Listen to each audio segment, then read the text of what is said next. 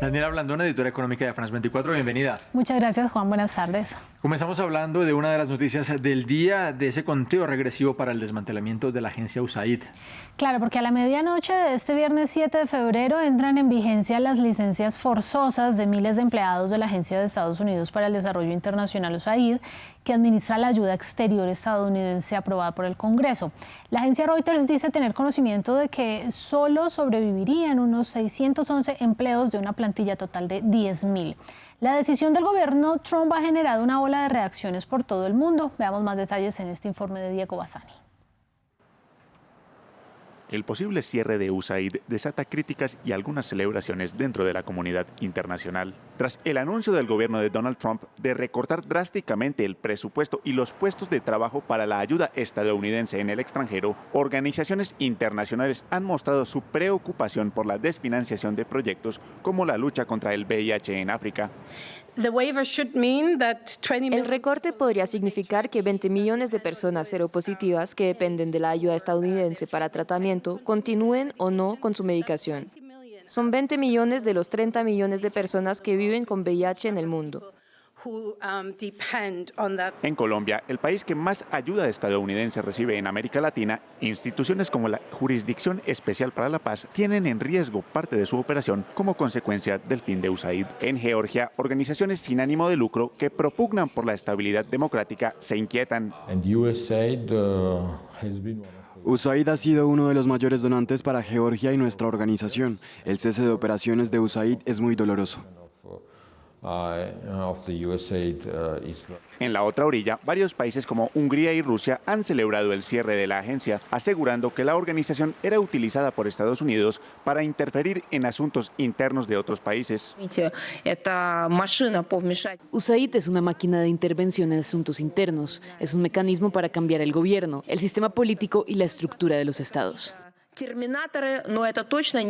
En 2023, USAID invirtió un total de $42.400 millones. Durante ese año, el mayor beneficiario de la organización fue Ucrania, que recibió 10 veces más dinero que cualquier otro país en el mundo, seguido por Etiopía, Jordania y Somalia. Buena parte de los medios de comunicación independientes en Ucrania o Venezuela y Kazajistán eran financiados por la entidad. El gobierno de Donald Trump ha anunciado que únicamente se mantendrán 611 miembros del personal esencial tras el cierre. El resto de los más de 8.000 empleados de la agencia tendrán que dejar sus cargos.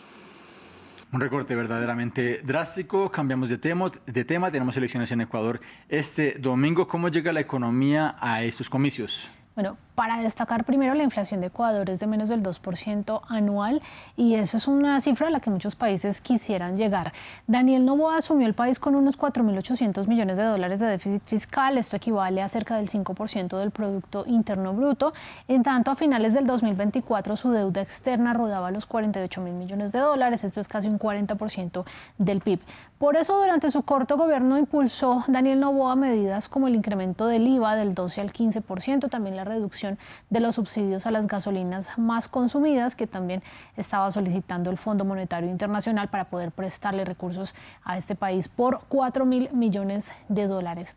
Ahora consultamos con Jorge Altamirano, catedrático economista de la Universidad Internacional de Ecuador, sobre cómo está hoy la economía y cuál es el principal reto de quien ocupe finalmente este Palacio de Carondelet por los próximos años. El gobierno que llegue a Carondelet en mayo del 2025 tendrá como primer reto reactivar la economía. El Ecuador cerró el año 2024 con recesión, oficialmente en recesión. Entonces somos una de las economías en América Latina que tiene uno de los peores desempeños económicos.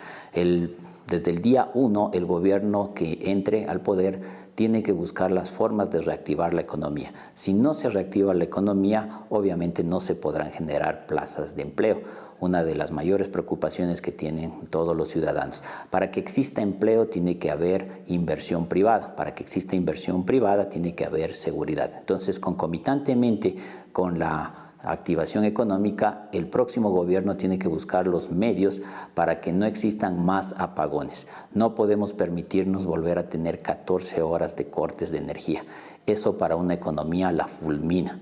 Es importantísimo que el próximo gobierno deje de depender de las lluvias, del clima, sino que busque fuentes alternativas para que los apagones no sucedan.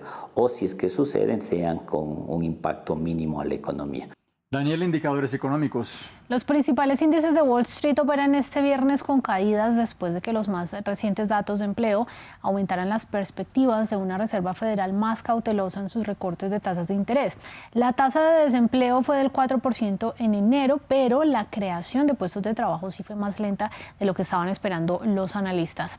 En Europa, el índice FTSE 100 de Londres perdió terreno el viernes. Ya había alcanzado un máximo histórico un día antes, cuando el Banco de Inglaterra decidió recortar los tipos de interés. Es momento de pasar ahora, Daniela, con nuestra cifra del día. Por supuesto que sí, es una cifra que le va a encantar. 7 millones de dólares que cuestan 30 segundos de pauta en el Super Bowl, cuya final se jugará este domingo.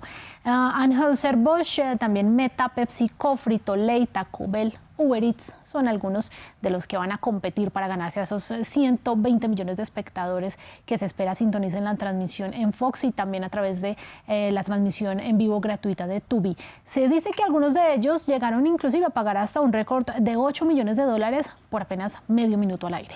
Muchísimo dinero, partidazo Eagles contra Chiefs, Mahomes en una cita con la historia, Kendrick Lamar a cargo del espectáculo de medio tiempo, un buen partido para este domingo. Muchas gracias por este dato, Daniela. Qué gran complemento el que acaba de hacer Juan. Acá nos vemos después. Daniela, gracias a ustedes también, gracias, los invito a que se queden aquí porque ya viene revista de prensa.